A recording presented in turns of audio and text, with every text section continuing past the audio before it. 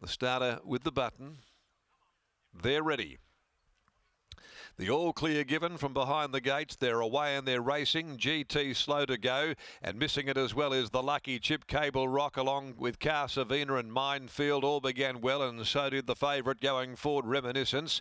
Driving around the outside is Pilbara Song, going down the back straight at the 1,000. Lunar Ascending, settling down toward the rail.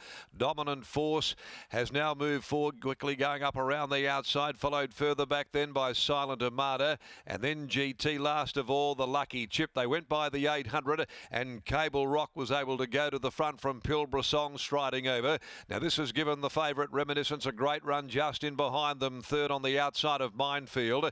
Then Dominant Force in those blue colours working around them, three deep down the side of the course. Lunar Ascending next over on the fence. In between horses came Car Savina. Silent Armada moving up 3 and 4 deep as they approach the turn, followed by Mystifies Me, who's well off those.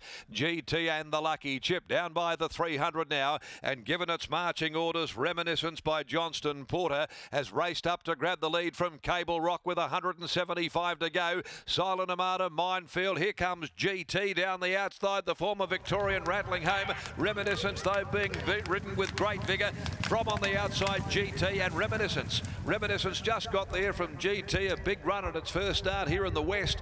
Minefield is close up on its inside, and they were followed by Silent Armada. He's not far away at least, and then Cable Rock, the Lucky Chip from the back of the field running on. Lunar Ascending, a gap. Car Savina, Dominant Force has yielded. Further back, Mystifies Me didn't fire, and the last of them home you'll find is Pilbara Song. Reminiscence wins it, number 3, written by Clint Johnston Porter, giving the favourite the sweetest of trips really, but then had to get down and get busy. The runs were coming from the back. A good effort by GT, former Victorian filly, having a first start here, made up really good ground. She was there with Minefield, Brad Parnham. Silent Armada will be fourth home. But Reminiscence by Farnan from Sylpheed for Rod Russell makes it back-to-back wins. Grant and Alana Williams, of course, prepare, and they opened up the day too with a winner, so in the zone. And given a great ride by Clint, there he was able to have the horse 1-1, enough speed on, got there, got going in the straight, stole the march on them. Down the outside, GT, number 9, getting second by Grunt, ridden by Shani Webster. Minefield by Deepfield, and out of a Jungle Dawn winner in Beautiful Mind, trained by Ryan Hill, ridden by Brad Parnham, third home, fourth 4, and the margins are a half a length by half ahead, the time 1:20. So building its reputation, this colt. 4 starts, 2 wins now, and certainly one to follow on the strength of what she produced there is GT. A very good run, first up here. The last event's at 4:47. 7 Miss Ava comes out with 9 the late one, Countess of Kenner, 18 Strictly Cash, 19 in Real Senor as well. As we take you back down to Lockie joining us in the yard.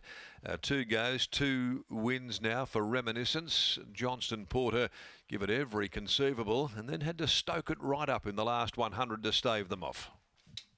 Aaron, Reminiscence makes it back-to-back wins. Clint Johnston Porter, he wanted no business in being held into a pocket at any stage in running. He really wanted to ride him like the best horse in the race, and that's what he did. And at the top of the straight, he looked like he was going to put them away and be a dominant victor here of race number 7, but it wasn't to be. He really had to get down and get busy aboard this 3-year-old colt. So perhaps a horse that is still having a little think about things, Riley, and still has a few things to work out in terms of his racing mannerisms, but no denying that there's a motor for Grant and Alana Williams to work with. Certainly is. Would have earned his riding fee there, Clint Johnston Porter, given he did have to get very busy on the favourite late in the piece, but all's well ends well. And as you touched upon, Lockie, don't think Clint was overly keen on getting strung up on the back of the $101 horse. It was in the breeze, given he was able to give him that lovely trail in the 1-1. He was able to pop off early before the corner, get him into his work, and he was able to hold them off really nicely over the concluding stages. I think we'll be following GT off the back of that debut here in the West. That was a monster performance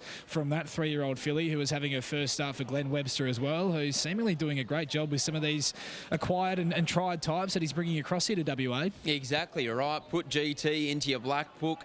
as soon as you possibly can. She was enormous first up, and I love the run of the third horse in Minefield as well. When Clint Johnson Porter was off and gone aboard the favourite in Reminiscence, Brad Parnham was strung up and held up behind some tiring runners. So the run of Minefield was a very encouraging run, and he looks like he'll bring up win number 2 very, very shortly. But CJP, he's the beneficiary of a pickup ride here this afternoon, and he gets the job done aboard Reminiscence. That he is, Lockie. Clint, congratulations on the win. It was a strong performance from the favourite here today. It looked as though you may have had to present him a little bit earlier than what would have been ideal, but he still got the job done well.